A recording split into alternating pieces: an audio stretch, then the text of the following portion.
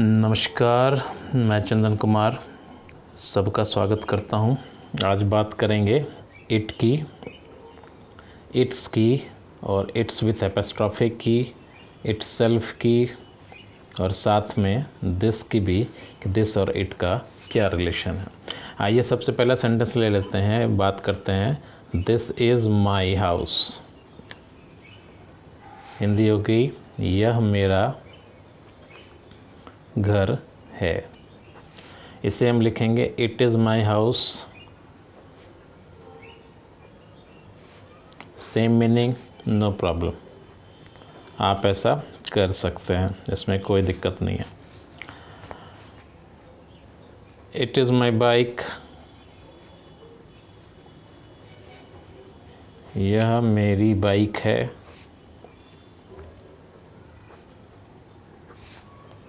It is expensive. यह महंगी है। लिख सकते हैं, no problem. This is my bike, this is my car. यह मेरी गाड़ी है।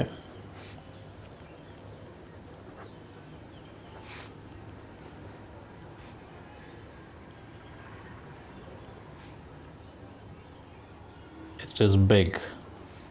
यह बड़ी है। कोई दिक्कत नहीं है, ये हम कर सकते हैं। मॉडर्न ग्रामर हमें ये छूट देती है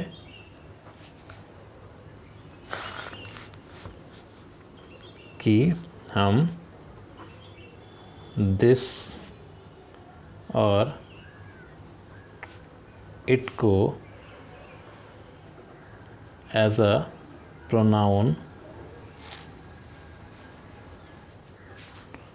यूज़ कर सकते हैं। जैसे दिस हाउस इज़ बिग। हम यहाँ पे इट हाउस इज़ बिग नहीं कर सकते, क्योंकि इट जो है ये पर्सनल प्रोनाउन है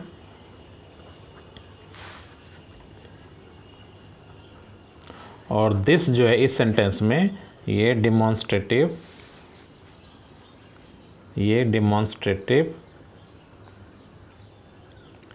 एडजेक्टिव है। तो दिस हाउस इज़ बिग सही है, इट हाउस इज़ बिग गलत है। तो इट का पजेसिव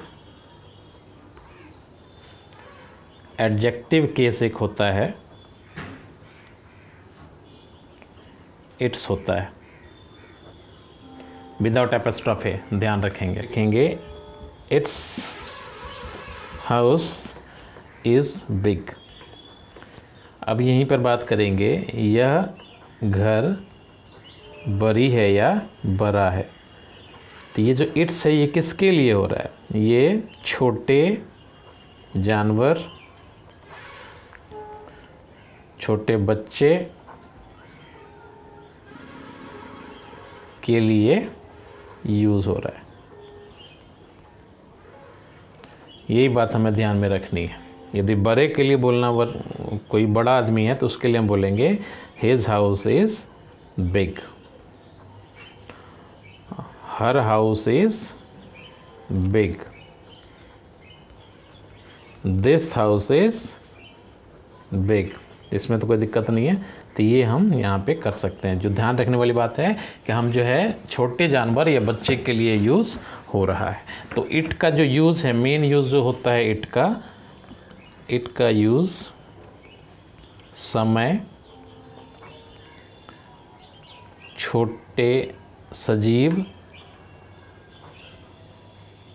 पौधे सहित एवं निर्जीव के लिए होता है। आई होप इट और दिस का कन्फ्यूज़न ख़त्म हो गया होगा। It is he who called you. हम ऐसे भी लिखते हैं, हम इसको सीधा लिख सकते हैं ही कॉल्ड यू। तो दोनों सेंटेंस का मतलब थोड़ा सा अलग होता है। जब कहीं पे बात करनी होती है कि मुझे किसने कॉल किया था, तब हम कहेंगे यह वही है या यही वो है जिसने तुम्हें कॉल किया। और जब मैंने ये लिखा कि ही कॉल्ड यू, तो इसका मतलब हुआ कि उसने तुम्हें कॉल किया। इट्स हाउस इज़ ब्रोकन, यानी किसी छोटे जानवर का घर जो है वो टूटा हुआ है। इट्स कलर इज़ रेड, यानी इसका रंग लाल है। तो ये सारे सेंटेंस जो हैं टेक्निकली करेक्ट हैं और हम यूज़ भी करते हैं, इसमें कुछ भी गलत नहीं है।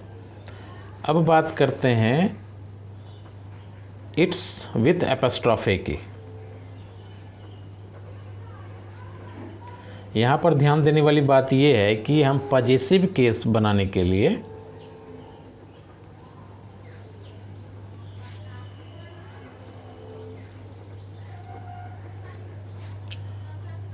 एपोस्ट्रोफे का यूज़ करते हैं, लेकिन इट्स जो है यह इट का पॉजेसिव केस नहीं है।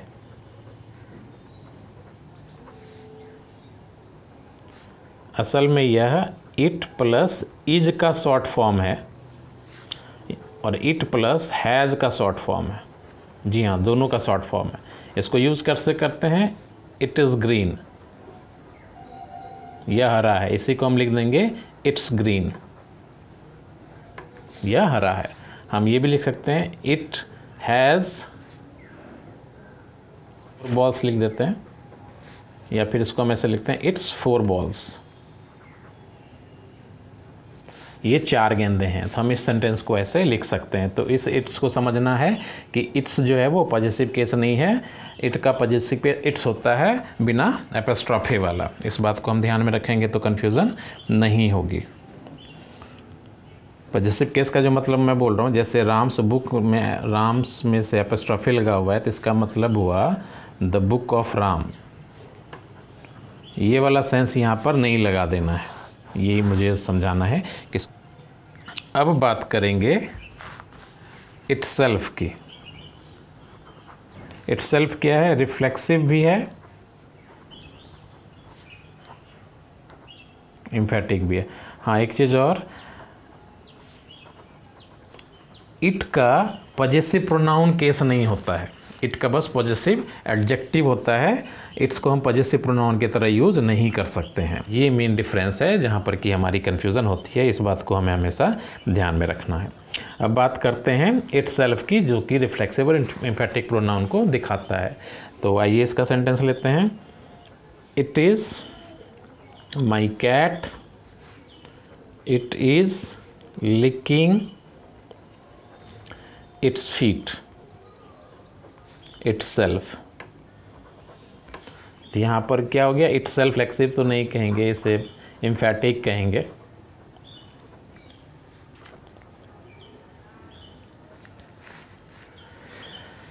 कि यह अपना पैर खुद ही चाट रही है, यहाँ पे खुद ही बात हो रही है, इसलिए हम बोलेंगे एम्फेटिक। यदि हम ये कहेंगे इट हैज़ डिस्ट्रॉयड इटसेल्फ, तो ये भी एम्फेटिक ही है। अगर हम ये बोलें कि इट हैज़ बीन डिस्ट्रॉयड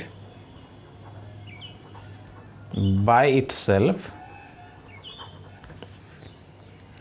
तो जहाँ तक मेरी समझ कह रही है, इस केस में जो इटसेल्फ होगा ये रिफ्लेक्सिव होगा, यानी इसने खुद को बर्बाद कर लिया है।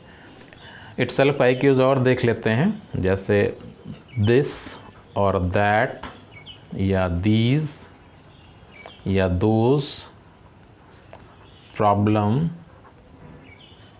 विल बी सॉल्व्ड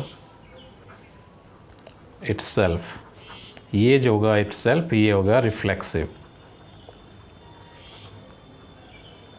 क्योंकि ये सारी प्रॉब्लम जो है दीज दैट दीज सब के लिए हमने इटसेल्फ को यूज़ किया, तो ये हो गया यहाँ पर रिफ्लेक्सिव प्रोनाउन। आई होप आपकी कन्फ्यूज़न ख़त्म होगी। आप किसी भी तरह की कन्फ्यूज़न में हो तो आप कमेंट कर सकते हैं, मुझे कमेंट का जवाब देने में अच्छा लगेगा। और अपने बारे में बता दूं थोड़ा कि मैं यहाँ कुछ बेचने नहीं बांटने आया हूँ। यदि मेरा प्रयास वाजिब लगे तो इस प्रयास के बारे में प्रचार नहीं विचार कीजिए। अच्छा लगे तो लाइक कीजिए, सब्सक्राइब कीजिए, शेयर कीजिए, ताकि आप जैसे और सीखने वालों की मदद हो सके। मिलते हैं प्रोनाउन के अगले वीडियो के साथ। तब तक के लिए आप अपना ख्याल रखें। Stay healthy, stay positive. Chandan Kumar logging of.